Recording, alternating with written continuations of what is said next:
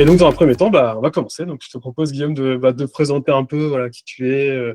Bonjour à tous déjà, merci pour votre invitation que j'accepte avec grand plaisir à chaque fois parce que comme je dis souvent, j'aime bien parler de ce que je fais et ça dénote un petit peu avec, j'ai envie de dire, tout ce qui est un peu BP aujourd'hui, mais je trouve que la pratique des experts, elle n'est pas toujours assez mise en valeur. Ouais. Ça ne veut pas dire qu'elle est toujours démontrée par la science, loin de là.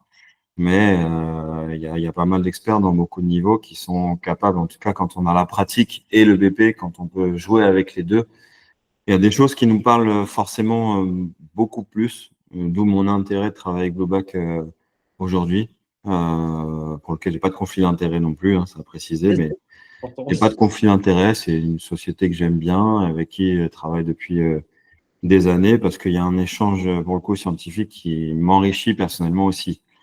Donc moi j'ai commencé donc mon master kiné, j'ai un DU de sport que j'ai passé il y a quelques années déjà. J'ai fait d'abord de l'activité libérale pour en gros essayer de finalement financer toutes les formations possibles pour être kiné du sport. Et j'ai postulé à Clairefontaine en 2013, un poste qui était libre ici, que j'ai réussi à avoir. Donc finalement, ça fait du coup 13 ans que je bosse à Clairefontaine. C'est un centre qui est spécialisé pour les sportifs de haut niveau et qui accueille principalement en pathologie, c'est vrai, c'est du LCA, de la pubalgie et de la lésion musculaire. On va dire, c'est trois pathologies prédominantes.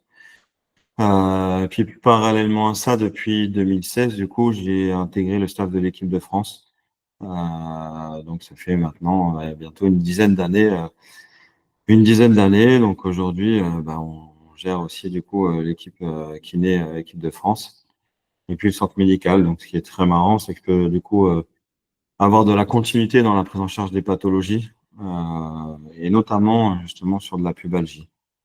Ouais, c'est un peu la question peut-être qu'on se posait sur la différence en fait entre Clairefontaine et le staff de l'équipe de France. Enfin, c'est quoi en fait Alors, il y a une différence assez importante, c'est qu'en gros, moi, je suis basé toute l'année à Clairefontaine, qui est un centre de rééducation, donc qui prend vraiment en charge les sportifs de haut niveau blessés ou en cours de réathlétisation. J'ai envie de dire que ça reste un travail où il y a une recherche intellectuelle importante parce que on a un challenge en fait de tout simplement remettre sur pied le joueur. À côté de ça, évidemment, quand je vais en sélection, c'est quelquefois un autre métier parce qu'on a toute une partie d'organisation, de logistique, de planification. Et les joueurs qui viennent en sélection, bien entendu, la plupart du temps, ils sont sains, ils sont pas blessés. Malgré tout, la plupart des joueurs ont toujours des choses qui sont pas forcément abouties en rééducation ou tout simplement des fois des piqûres de rappel à faire, de la prévention à faire.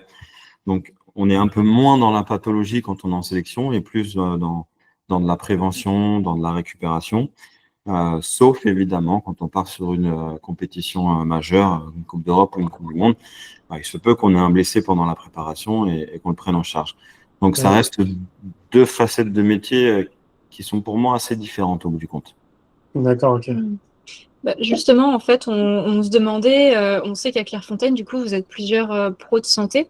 Donc, j'imagine qu'il y a plusieurs kinés comme toi, comme Maxime Gaspard. Il doit y avoir aussi des médecins. Comment ça s'articule, du coup, le travail avec tous les autres pros de santé? Comment vous vous relayez, en fait, sur le processus? Alors c'est assez rodé et en même temps que la fontaine est un lieu où justement on veut garder une sorte d'esprit familial avec beaucoup de polyvalence et de malléabilité si je puis dire. C'est pour ça que vous verrez jamais non plus trop de choses très protocolisées parce que ce qui fait la clé, je pense, de notre réussite, en tout cas on l'espère, c'est d'avoir le traitement qui soit le plus individuel possible, tant sur l'aspect technique que sur l'aspect humain. Et pour ça, c'est vrai qu'il faut qu'on ait un échange pluridisciplinaire qui soit important. Donc, typiquement, un joueur, tous les lundis matins, il va avoir en consultation le doc.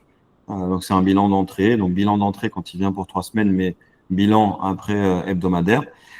Et puis, à l'issue de ce bilan hebdomadaire, en amont, il vient chercher des informations auprès des réathlétiseurs, auprès des kinés pour mener son examen médical. Et puis, en aval de ça, on revient, on discute des objectifs à fixer.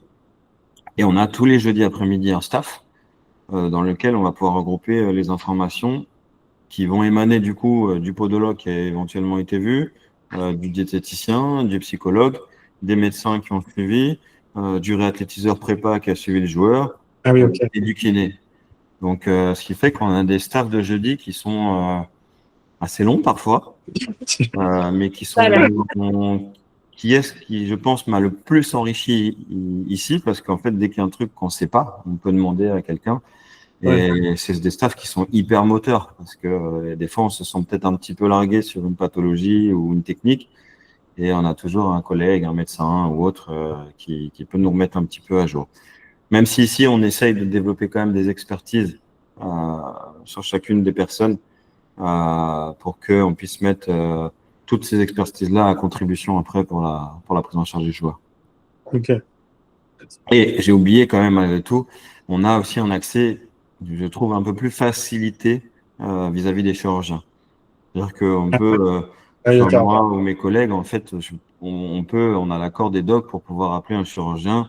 Et en l'occurrence, je parle ça parce qu'on va parler de la pubalgie et que tout le monde le sait, mais en France aujourd'hui, par le docteur Reboul, en chirurgie de la pubalgie, malheureusement, on ne connaît pas forcément encore d'autres grands noms. En tout cas, chez nous, pour le sportif de haut niveau, c'est le docteur Reboul qui émane loin devant. Mais c'est du coup quelqu'un avec qui j'ai pu beaucoup échanger. J'ai beaucoup été au bloc avec lui et ça change complètement la vision de la rééducation. Donc, c'est Ouais, une des choses hyper importantes. Ouais, c'est l'entraide en fait entre pros de santé qui permet vraiment d'affiner le parcours du patient pour vraiment le personnaliser à 100%, quoi. Exactement. C'est-à-dire que nous, en tant qu'kiné, en fait, on se sent presque capable de boucler la chaîne entre le diagnostic médical, la chirurgie, la prise en charge kiné, la réathlétisation. Et on a l'impression, en fait, qu'on peut, du coup, accompagner plus précisément son joueur. Ouais, vous faites le lien. ouais, c'est clair.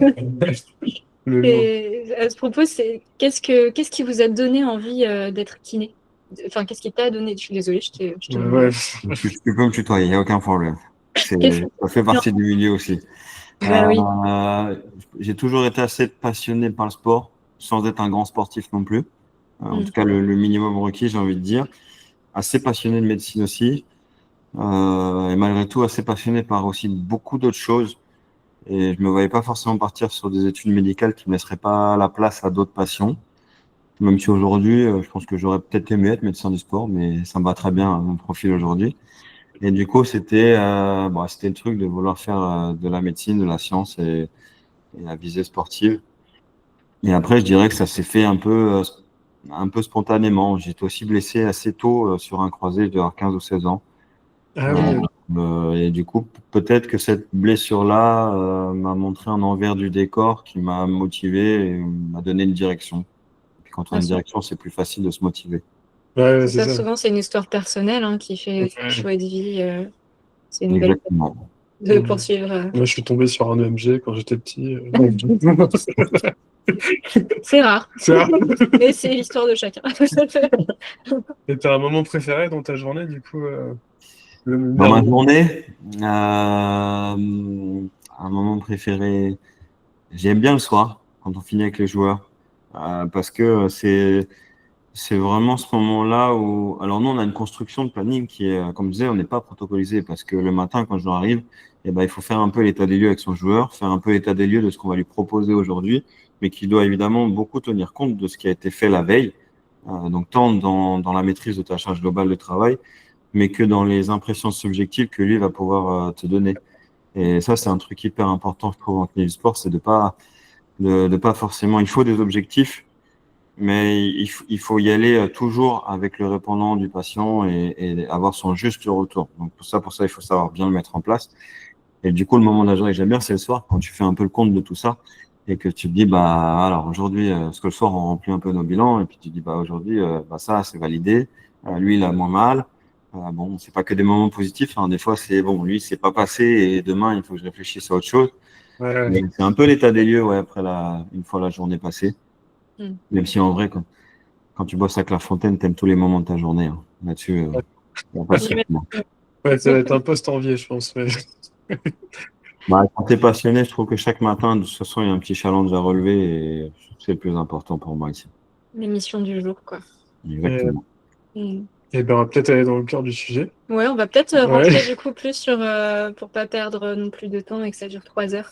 On va peut-être enchaîner du coup sur le protocole pubalgique que vous avez mis en place avec la Ouais. Corse Ouais. Pitière.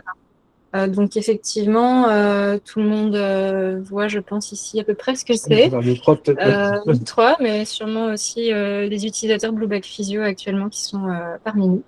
Le First PTR, du coup, ce protocole pour la pubalgie, quel était l'enjeu? À quel moment, par qui et avec quels enjeux il a été mis en place chez Clairefontaine? Alors, je l'ai mis en place il y a déjà quelques années. Et je pense que tout le monde ne le connaît pas aujourd'hui parce qu'il y a un aspect de ma personnalité qui est négatif, entre guillemets.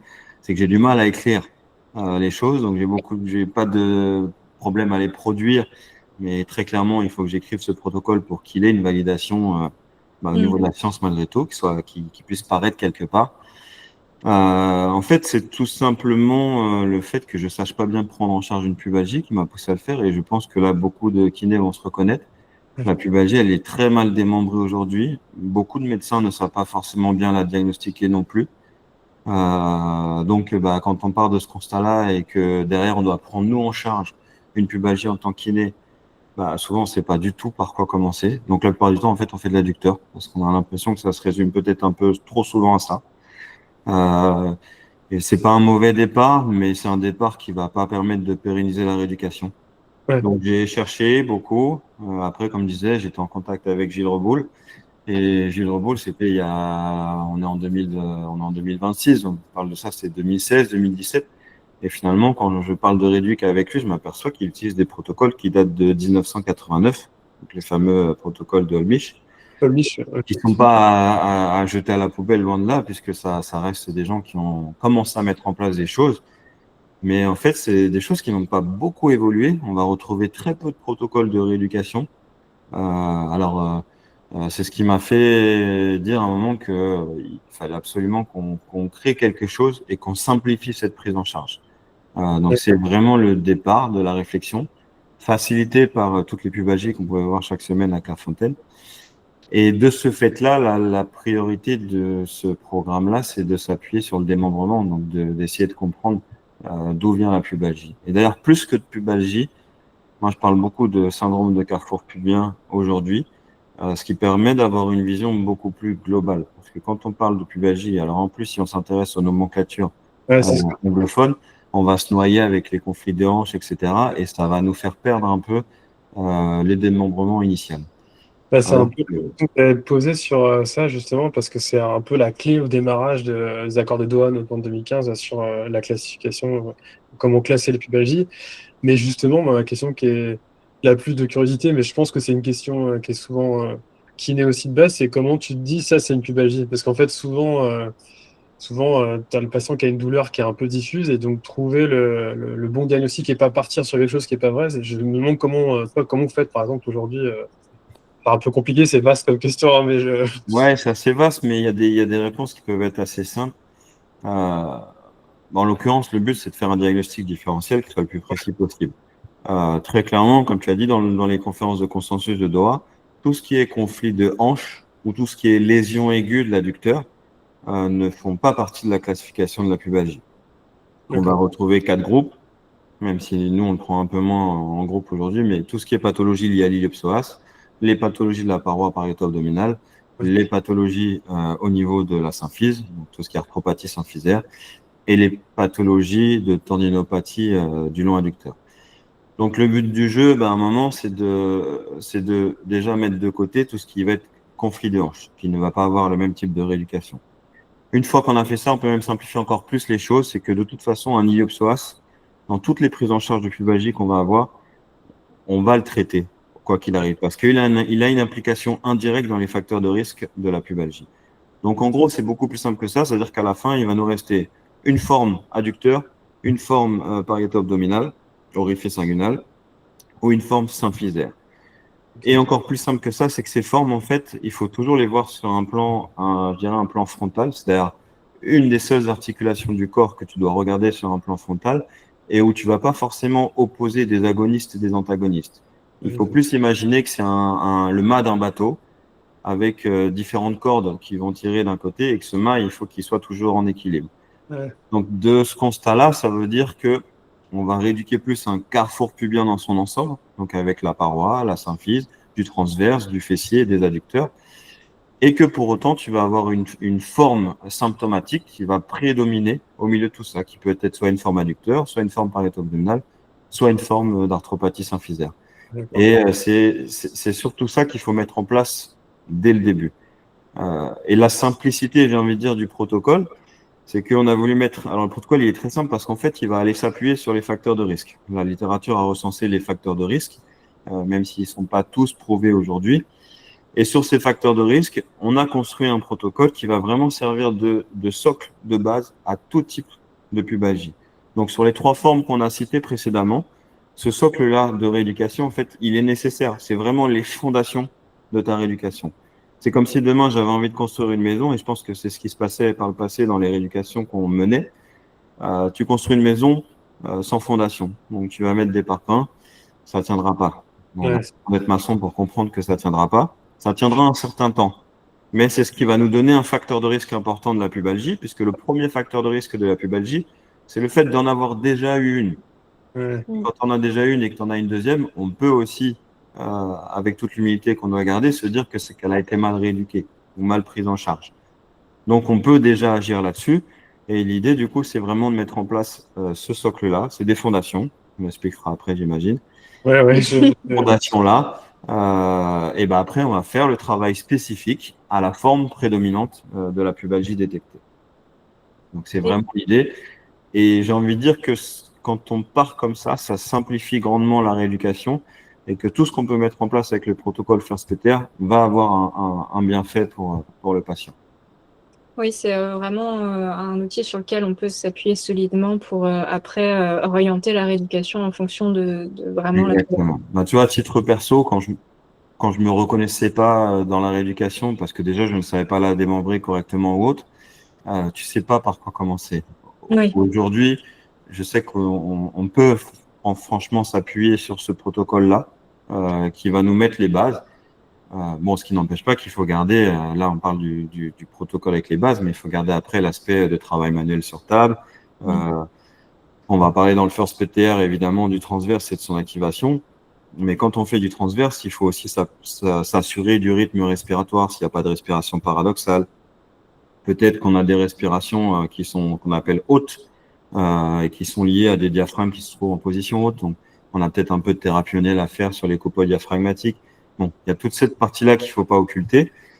Mais n'empêche que moi, je donne pas mal de formations en kiné du sport. Et c'est vrai que la pubalgie, je pense que c'est celle qui est la plus appréciée parce qu'elle simplifie les choses. Et pour le coup, j'ai envie de dire, j'ai l'impression, parce que je ne travaille plus avec beaucoup de patients sportifs lambda aujourd'hui, mais j'ai pas mal de retours des gens que je peux former du coup sur ce protocole-là, qu'on a encore plus de résultats avec les sportifs lambda, parce que peut-être qu'ils mettent moins de choses en place et que ces facteurs de risque-là sont peut-être plus importants chez eux. Ouais, bah, c'est un peu. Bah là, du coup, on m'a mis juste. C'est la vidéo que vous pouvez retrouver sur YouTube, dans n'importe quoi. Vous mettez First PTR dans YouTube, vous la retrouvez, où justement ça détaille les 5 domaines de la pubalgie, enfin du First PTR, sur lesquels on t'a un peu détaillé la transverse, la mobilité des hanches, la mobilité pelvique, le renforcement des adducteurs, et puis le core stability, et puis justement, tu parlais de la symphyse pubienne, comment verrouiller la symphyse pubienne, le verrouillage pubien. Donc ça, c'est les 5 domaines que vous prenez, et ça, c'est le socle que tu fais à chaque fois que tu as un patient qui vient, un sportif qui vient mettre au Clairefontaine, vous allez mettre ces 5 domaines-là en place, Exactement. qui sont exercices à chaque fois. Ouais, en fait, ça s'appelle First PTR, on l'a appelé First Pubalgia Task Rehab, parce que dans l'idée, nous, on accepte de perdre du temps sur le début pour le mettre en place. Il y a 5 piliers essentiels pour nous dans la prise en charge du carrefour pubien dans son ensemble. Et l'idée, c'est qu'à la fin de la rééducation, le patient, ils sont en mesure de réaliser seul ce protocole-là. Il va choisir un exercice de chacun des piliers et en 20 minutes, globalement, c'est ce qui va lui servir aussi de préactivation quand plus tard il sera sorti de sa rééducation. Maintenant, il faut que ce soit qualitatif. C'est vraiment la base aussi de ce protocole. Donc, il faut que le kiné sache accompagner et puisse faire objectiver les progrès de ce protocole-là. Donc après, c'est 5 piliers essentiels, comme tu l'as dit, qui vont commencer. Et le premier, c'est pas innocent, mais le transverse, c'est vraiment le premier. Et le 5e est ce qu'on appelle core stability. On ne peut pas faire de core stability sans le transverse. Et ça devient de plus en plus la clé de la rééducation de la pubalgie, mais pas que de la pubalgie. C'est-à-dire qu'en lésion musculaire ou en LCA, Euh, on est capable aujourd'hui de reconnaître à quel point le transverse, par son action de verrouillage symphysaire, c'est pas le seul évidemment, mais c'est Ouais. un des principaux, un des moins connus, un des moins faciles à objectiver en contraction, un des moins connus par les sportifs de haut niveau, même si il y a du travail qui a été fait et de plus en plus on en parle, mais de plus en plus j'ai tendance à le mettre en avant parce qu'il devient vraiment la clé de la réussite d'une rééducation. Ouais, bah du coup, c'est un peu l'idée enfin, en gros, s'il y avait un exercice incontournable, c'est évidemment, on va parler transverse. Enfin, je m'entends pas, tu viens de le dire un peu, mais dans l'idée, s'il y a un exercice de la rééducation pubalgique, ce serait celui sur le transverse, ou tu en as d'autres qui sont quand même pour toi hyper importants. S'il y en avait un, même si c'est difficile, parce que c'est un domaine, résumer à un seul, c'est compliqué, mais s'il y en a un qui te paraît fondamental, c'est lequel, d'après toi? C'est tous. Je pense que- En fait, l'un ne va jamais sans l'autre. Ok, On va prendre des exemples beaucoup plus simples, mais quand tu dois retrouver de la mobilité quelque part ouais, et qu'elle est bloquée par un muscle ou autre, la priorité, ça va être de libérer musculairement ce qui peut bloquer, d'activer ou de libérer, si on parle du transverse. Et ensuite, il va falloir libérer, puis stabiliser cette libération-là. Donc, en fait, on ne peut pas réfléchir que musculaire ou articulaire. C'est-à-dire que, évidemment, le transverse, c'est la finalité dans ce qu'on a appelé le core stability, le verrouillage symphysaire. Mais pour arriver à du verrouillage symphysaire, c'est-à-dire qu'il faut avoir de la mobilité aussi. ouais, Mm. ouais. Parce que chaque sportif aura besoin de mobilité. Donc, On il part faut par là. rétablir cet équilibre entre mobilité et stabilité. Et c'est peut-être là où, au niveau de cette balance-là, le transverse, il va se situer un petit peu au milieu Ok.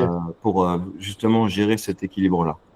Avant que la question arrive aussi, parce que je suis sûr qu'elle va arriver, évidemment, mais parce que c'est la question que je me suis posée le premier, c'est que on fait du transverse, donc on va commencer sur de l'activation, de la prise de conscience respiratoire, qui sont des choses qui peuvent prendre beaucoup de temps parfois chez certains sportifs. Mais à la fin, quand il va aller sur le terrain, là, il va me dire, à chaque fois que je suis sur le terrain, il faut que je contracte mon transverse. Je dis, bah non, parce que, alors déjà, j'ai pas la prétention de savoir si on est capable de faire un transfert, de cette mise en place d'exercices analytiques vers un travail spécifique sur le terrain propre au sportif. Maintenant, on sait aujourd'hui qu'on peut augmenter des niveaux de tonus musculaire de repos et qu'on peut créer, entre guillemets, des engrammes moteurs comme des préactivations, comme ça pourrait être le cas au niveau des fibulaires et de la cheville. Donc, c'est vers ce type d'esprit qu'il faut aller, c'est-à-dire vers de la préactivation du transverse. Maintenant, Ok. ça veut dire préactivation, ça veut dire qu'il faut que tu mettes en place tous les éléments nécessaires au niveau du bassin, mobilité des iliaques, etc., pour que le patient soit en mesure d'avoir une bonne contraction du transverse et qui soit après durable, endurante, etc. Bah ouais, puis bon, il y a plusieurs articles là-dessus, mais c'est vrai que le fait de faire non, enfin, un exercice de contraction volontaire pour retrouver cette pratique, pour retrouver cet automatisme, c'est nécessaire dans la rééducation, parce que bah, sinon on ne retrouve pas l'automatisme qui en fait un peu, si je comprends bien, recherché dans la pubalgie, quoi. La préactivation, c'est l'automatisme que tu recherches dans la rééducation, qui Bah, par dépense. défaut, oui, parce qu'on n'aura pas autre chose. En fait, c'est Voilà, vrai c'est que ça. souvent, on me dit, mais je peux pas y penser. Et ben non, tu peux pas courir en contractant ton transverse. Tu vas pas aller faire un tir en contractant ton transverse. Maintenant, si pendant toute la rééducation, tu as automatisé, tu as certainement augmenté son tonus musculaire. Et de par cette augmentation-là, euh, tu auras, j'espère, les effets escomptés, mais c'est des choses qui vont très bien s'expliquer par rapport au verrouillage symphysaire. Ouais, ok. Tu prends un Bah, simple exemple d'un footballeur, parce que forcément, c'est mon dada ici, mais le footballeur qui va devoir shooter, euh, l'objectif pour qu'il ait de la force et de la précision sur la jambe qui va shooter, c'est que l'hémi-bassin opposé il soit le plus stable possible. Et ça, j'ai un schéma que j'aime beaucoup, mais que j'explique souvent à voix orale. Si demain, moi, je dois descendre d'un building et que je me permets de prendre Mona qui va tenir la corde en haut, je vais peut-être pas me sentir plus en sécurité. Je sais que Mona est moins lourde que moi, elle est peut-être forte, mais dans le rapport de poids, alors elle arrivera peut-être, mais je vais pas descendre en sécurité. Ça va être assez imprécis. Et entre guillemets, je vais manquer de force. Je vais pas descendre rapidement. Maintenant, vous êtes à 4, 5, 6 et vous tenez là-haut la corde. ouais, Je vais descendre vite et à l'endroit où je veux descendre. ouais, Il faut se dire que pour la jambe libre, notamment au niveau du shoot, pour un adducteur, c'est la même chose.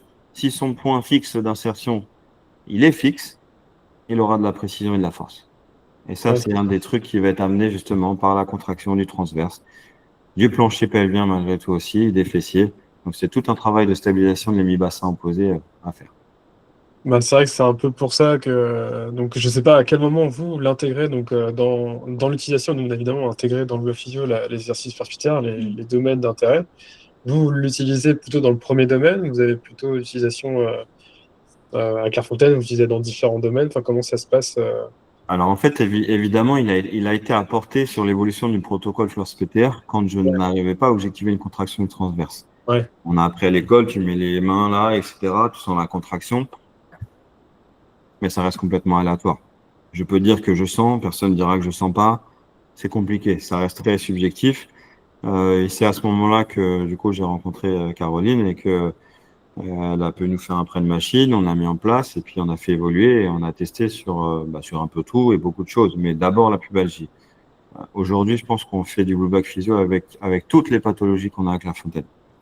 J'ai pas envie de dire par défaut, mais nous, quand on va penser sportif féminine, plancher pelvien, on va aussi voir là un moyen de prévention supplémentaire pour elle. Donc c'est vrai que j'ai envie de dire presque tout le monde passe aujourd'hui sur de l'activation du transverse, parce que comme je l'ai dit tout à l'heure, en termes de contrôle lombopelvien, c'est un des muscles clés. Aujourd'hui, il y a beaucoup de littérature sur le contrôle lombopelvien et ouais, la lésion des ischio-jambiers. JB Morin travaille beaucoup dessus aussi. Le transverse est une des clés de ça. Donc on en parle dans la lésion musculaire. Dans les mécanismes de rupture du LCA, le contrôle du bassin est un des éléments fondamentaux. Donc, on va forcément aussi aller faire du transverse. Après, il faut savoir qu'évidemment, on a des joueurs pendant 3 semaines, 6 heures par jour. Donc, on a une facilité à pouvoir mettre en place tous les 2 jours une séance de transverse avec Blue Back qui va commencer peut-être au début sur des choses très simples où on va utiliser évidemment son action d'expirateur forcé. Et puis, petit à petit, on va essayer d'aller sur des exercices qui ont plus de difficultés, qui font intervenir plus de synergie, plus d'instabilité parfois, jusqu'à aller sur les gestes sportifs les plus spécifiques possibles. ouais. Et là, tout l'intérêt. Et ça me permet de rebondir sur, je pense, un des points, je pense qu'on voulait se poser comme question, c'est quel est le transfert vers le cabinet libéral que tu penses par rapport à ce que toi tu mets en place à Clairefontaine. Est-ce que le first PTR, tu en as un peu parlé tout à l'heure, donc je me permets de rebondir aussi un peu là-dessus. Tu l'as vu en cabinet libéral, ça se fait bien quand même, et c'est quelque chose qui peut favoriser l'utilisation. Ce que je pense qu'en cabinet libéral, ce qu'on se dit souvent, c'est la pubalgie, c'est pas forcément quelque chose de fréquent. Mais moi, de mon point de vue, je me dis, si ça arrive que de temps en temps, du coup, tu sais pas trop comment faire.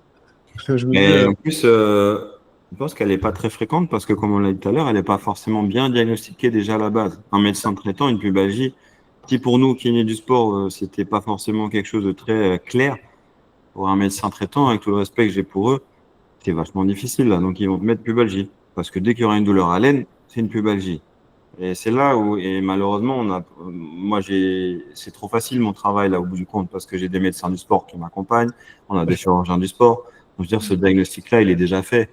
Quand tu te retrouves en cabinet de ville, de campagne, et que tu n'as pas de médecin du sport, tu as juste un médecin généraliste qui t'envoie, bah, tout ouais, ton diagnostic différentiel et ton anamnèse et ton bilan, c'est à toi de le faire seul. Maintenant, ce qu'il faut se dire aussi, c'est qu'il il y a peu besoin d'examens complémentaires pour la pubalgie. Alors, on peut aller évaluer éventuellement l'arthropathie symphysaire, mais faire des échographies et autres, il n'y a pas forcément besoin. Il y a des bilans qui sont très précis aujourd'hui. Là où en libéral, j'utiliserai le blue back, c'est parce que j'ai besoin surtout, c'est de son biofeedback. Et ce ouais, biofeedback-là, aujourd'hui, il est extrêmement important pour donner de la permanence, entre guillemets, au tonus musculaire. Et qu'un patient, s'il fait bien les choses, mais qu'en plus il voit qu'il les fait bien, c'est comme si ça te permettait d'ancrer les choses. Et c'est des patients qui, alors évidemment, ils vont me dire 2, 3 fois semaine pendant 30 minutes. On va pas pouvoir faire que du transverse. Mais peut-être qu'accepter de perdre du temps pour faire du transverse sur les 3 premières séances, et après lui faire de la mobilité, etc., vont lui permettre d'automatiser et de faire les choses après à la maison de façon autonome. Il y a beaucoup de parts d'éducation et dans la pubalgie, c'est quelque chose de primordial. Il faut accepter de faire de l'apprentissage et de l'éducation. ouais. Bah, peut-être qu'on va aller dans le. Alors oui, je précise, du coup, il y a une formation qui va avoir lieu dans Ouais, quelques tu temps. parlais justement des Ouais, vas-y, formations ouais. pubalgie que tu faisais. Ça tombe bien parce qu'il y en a une qui est organisée à Clairefontaine le 17 mai, sur lequel il y aura une utilisation de Blueback Physio, donc une formation pubalgie. Vous avez peut-être vu Ouais. l'info passer, il reste plus que 3 places. Donc, Mais bon, c'était pour, Dépêchez-vous alors. ouais, pour ouais, aller, c'est ça. Petite info de c'est ça, passage. pour compléter Voilà. aussi, puis parce que là, on va être obligé de On va, passer aux questions. c'est ça. En fait, pour Ouais. détailler un peu tout ce qui est dit, voir tout ça en détail, voilà, n'hésitez pas à Sur le vous diagnostic renseigner. différentiel, c'est vrai qu'il y a plein de choses, c'est hyper vaste, et du coup, on va un peu, on va à court de temps, il faut qu'on laisse je Ah ben, concentre. on rentrera complètement dans le cœur de tout ça dans 15 jours. Faut qu'on vous laisse la parole pour les questions. Ouais, parce que du coup, je pense qu'il devait y en avoir. Il doit y en avoir. N'hésitez pas à lever la main avec le petit bouton en forme de main, qu'on Ouais, puisse vous vous, donner la parole. et si vous voulez partager une expérience, parce que c'est aussi ça le Mm. but de webinaire, si quelqu'un a une expérience d'un patient qui a une pubalgie, enfin voilà, le but c'est un peu ça, d'arriver à échanger, faut en profiter, quoi, c'est le moment, je pense. Après, bah, c'est vrai que nous, enfin, ce qu'on voit surtout, c'est que ce que je vois par rapport à ce que tu dis, c'est que surtout le diag est hyper important dans la pubalgie au démarrage pour pouvoir après prendre en charge. Et c'est vrai que bon, la formation, ça va être le but, mais la clé, je pense, elle est là aussi parce que c'est vrai que je pense que sinon, quand tu arrives avec un patient qui a des douleurs, c'est un peu compliqué de savoir comment tu le prends en charge. C'est quand même Mm. la base en kiné de, t'as 30 minutes pour gérer ça, une douleur. Mm. Donc le diagnostic est hyper important. Et quand tu sais pas trop d'où ça vient, bah, c'est vrai que c'est un peu compliqué après de se dire je vais faire ça avec ce patient-là, alors que ça peut être complètement différent, parce que tu disais une pathologie de hanche où ça c'est pas la même prise en charge. Donc Non, c'est vrai que ça, c'est le point, je pense, qui est primordial, quoi. c'est pas la même. C'est vrai que le First PTR te permet de simplifier ce début-là. Ça veut dire que si tu sais pas quoi faire, tu peux très T'orientes. bien le mettre en First PTR et tu sais qu'il va déjà travailler sur des choses intéressantes. Puisque la Ouais, plupart du temps, ce sont des facteurs de risque avérés. Et on retrouve malgré tout des facteurs de risque morphologiques qui peuvent être les mêmes dans les conflits de hanches que dans la pubalgie. c'est ça. Donc, c'est pour ça que c'est compliqué, quoi. Mais on reste aussi, il faut garder à l'esprit qu'on reste aussi dans des phases d'évaluation, qu'il y a beaucoup de choses qu'on teste aujourd'hui avec le Blueback, pour lesquelles évidemment on n'est pas forcément sûr de l'aboutissement. Mais je ne sais pas s'il y a des questions, mais j'ai une anecdote là-dessus qui est Vas-y, vas-y, vas-y. intéressante. S'il y a des questions, On a pris en charge une cycliste, donc une femme qui a été championne du monde il y a quelques années. Bah après son passage à Clairefontaine, bon, je dis pas que c'est grâce à ça, hein, mais ça a pu être un des éléments déclencheurs et qui est vraiment, et là, c'est vraiment venu au dépourvu. C'est-à-dire qu'elle est venue pour un genou. Donc, nous, on a fait un traitement du genou. Et puis, à l'époque, j'avais la machine. Donc, je dis, bon, bah, et en même temps, elle m'évoque quelques soucis, je vais pas dire d'incontinence, mais quelques soucis plus féminins. Je dis, bon, bah, vas-y, on va aller évaluer plancher pelvien, transverse, donc j'ai go back. On va l'évaluer. C'était pas forcément facile pour moi au début parce que déjà sur soi, il faut être en mesure de bien contracter, etc. Mais là, je me disais, par contre, elle contracte pas du tout, sait pas le faire. Difficulté en plus de lui dire comment le faire, c'est-à-dire qu'il faut trouver les bons mots. Et finalement, bah, comme elle est là pour 4 semaines, bah, on met en place le Blue Back et puis en fait, on fait la phase d'apprentissage et ça dure bien une semaine. Puis la finalité, c'est qu'on la remet sur le vélo et qu'on se dit, bah, on la met sur le vélo en salle et puis on lui met le Blue Back aussi. Mm. C'est-à-dire que sur les moments où elle a besoin de puissance, on restait dans cette idée, hein, parce que ça restait quand même une hypothèse malgré tout à l'époque. On se dit, bah, elle va avoir besoin d'un verrouillage symphysaire, quadrischio, verrouiller son bassin, de manière à pouvoir donner de la puissance sur ses pédales. Du coup, on a été jusqu'à mettre du coup le blowback sur des séances de cardio-vélo, où elle devait du coup avoir ce biofeedback d'engagement de son transverse et envoyer. Puis ça envoie pas à 400 watts, hein, ça envoie à 4000 watts là. Ah ouais, putain. Nous, on peut pas, non, ça envoie à 4000 watts, c'est et ce qui était très intéressant, c'est que son coach n'était pas forcément fan de ça. Il Ouais. dit, ça fait des années que je travaille le transverse, il n'y a pas de souci là-dessus. Sauf que là où ça a changé la donne, c'est que le coach s'est aperçu que ça a augmenté ses performances sur vélo. Ah Donc, ouais. par complètement au dépourvu de la rééducation et parce qu'on avait sous la main la machine, et ben c'est là qu'on a pu commencer à réfléchir à l'impact de la stabilisation du bassin sur la performance, et en l'occurrence là, sur développer plus de performance, plus de watts, et forcément, du coup, augmenter la performance derrière. Ah ouais, Donc, d'accord. c'est un peu l'aboutissement pour nous de cette rééducation par le biais de Blueback. Ouais, En en tout tout cas, cas, ouais, merci merci beaucoup, beaucoup. Guillaume, pour ta présence, pour ton expertise et puis voilà, toutes les réponses à nos questions. Ouais, On est ravis de t'avoir eu là pendant 45 minutes. ouais, c'est cool parce que j'avais pas forcément le temps, donc c'est cool d'avoir Mm. pu prendre ce temps-là pour Merci beaucoup. échanger. Et puis Et merci puis pour tous merci les à tous les spectateurs parties. Ouais, aussi, merci beaucoup. Et on vous fera un petit résumé de tout ça par mail. par Donc mail. Ouais. Mm. voilà, n'hésitez pas à nous contacter si vous avez des questions. Et encore une fois, mille merci Guillaume, c'est très sympa. Merci beaucoup. Avec grand plaisir. Merci à vous deux. Et puis bah, très bonne journée à tous du coup. Très bonne journée à tout le monde et à bientôt. À bientôt. Au revoir.